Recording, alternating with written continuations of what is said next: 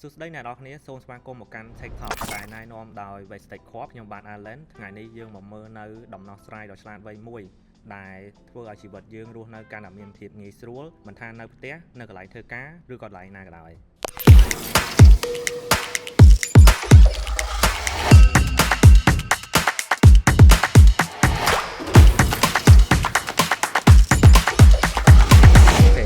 និយាយចូលដល់ feature ថ្មីមួយទៀតហើយរបស់កាមេរ៉ាសារភាពយើងដែលហៅថា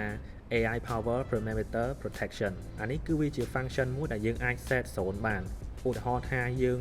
មានឃ្លាំងមួយអញ្ចឹងយើង set 0ត្រឹមប្អួយយើងទ្វារយើងអញ្ចឹងនៅពេលមាន movement ឬក៏មានមនុស្សដើរកាត់កន្លែងហ្នឹងគឺវានឹង send notification មកទូរស័ព្ទយើងភ្លាមហ្មងអញ្ចឹងវាធ្វើឲ្យយើងស្រួលក្នុងការគ្រប់គ្រង 0ទាំងអស់ហ្នឹងតោះមកស្វែងយល់បន្ថែមជាមួយនឹង Vestech ហើយក៏អាចតាក់ទងមកយើងបានដែរជាមួយនឹងលេខទូរស័ព្ទខាងក្រោមដើម្បីប្រឹក្សាហើយនឹងទួលសេវាកម្មនៅថ្ងៃនេះហ្មងអញ្ចឹងការច្នៃប្រឌិតទាំងអស់នេះវាគ្រាន់តែជាចំណុចចាប់ផ្ដើមឯងខ្ញុំ Allen ហើយនេះជា TikTok របស់ Vestech Corp